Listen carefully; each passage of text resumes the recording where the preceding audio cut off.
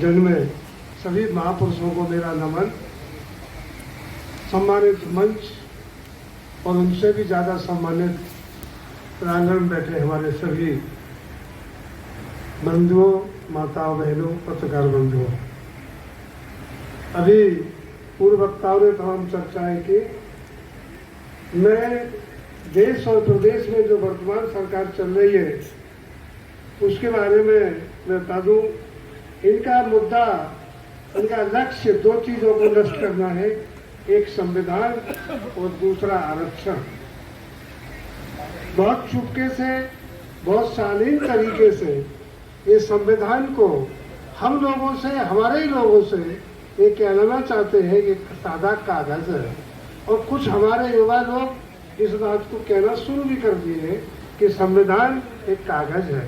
मैं मानता हूँ हर किताब एक कागज है, लेकिन उसमें जो अभिव्यक्ति है उसको लागू करने वालों के लिए ठीक नहीं है, तो एक कागज है। ये अपने हिसाब से नहीं कर रहे, लेकिन वो काम आपसे करवाया जा रहा है। इसलिए हम लोगों को सचेत रहना होगा कि संविधान में जो जनता के प्रदत्त अधिकार हैं, यदि उनको सही तरीके से जो शासनों में बैठे हैं वो लागू नहीं कर रहे। दूसरा है आरक्षण।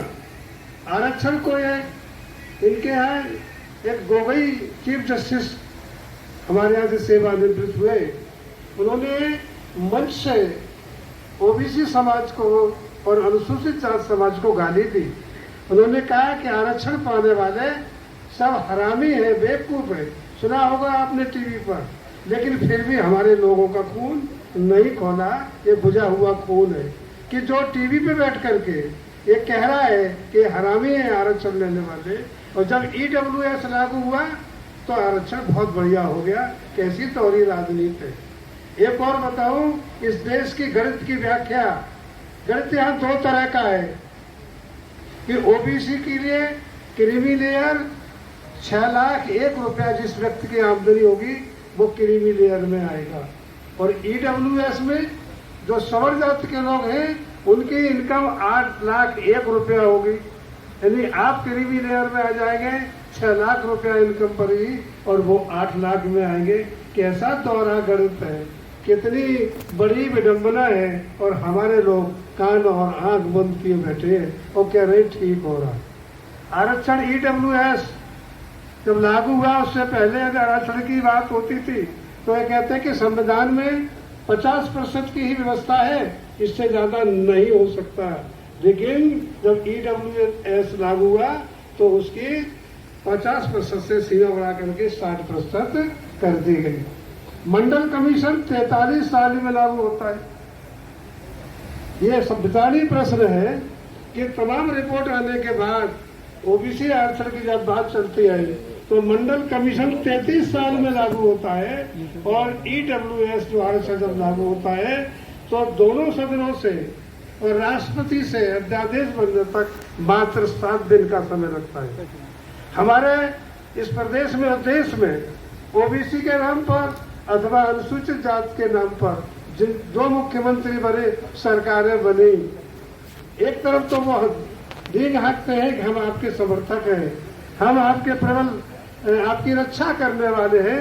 जब सदन में ईडब्ल्यूएस पास होता है तो किसी भी नेता की हिम्मत नहीं पड़ी जो इन्होंने इसका विरोध किया। सबने दोनों हाथ उठा करके ईडब्ल्यूएस का समर्थन किया। ये भी बहुत विचारणीय प्रश्न है। मात्र बिहार से लालू प्रसाद यादव के 2 सांसदों ने विरोध किया। वो ये जानते थे, हम भी जानते थे कि 2 सांसदों से ईडब्ल्यूएस रुकने वाला नहीं है, लेकिन इतिहास में लिखा गया कि लालू प्रसाद यादव के पार्टी ने इसका विरोध किया।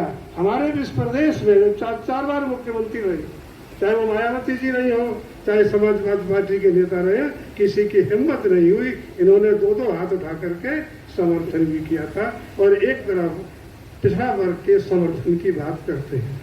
जिस समय मंडल कमीशन लागू हुआ, यही माननीय मुलायम सिंह आज दुनिया में नहीं है। जब अर्जुन सिंह जी ने कहा था, जो मानव संसाधन विकास मंत्री थे, कि मंडल कमीशन की सिफारिशें प्राइवेट सेक्टर में भी लागू होने का तो कहा था ऐसे मंत्री को तो जेल में डलवा दिया जाए अथवा समुद्र में फेंकवा दिया जाए। यह समझना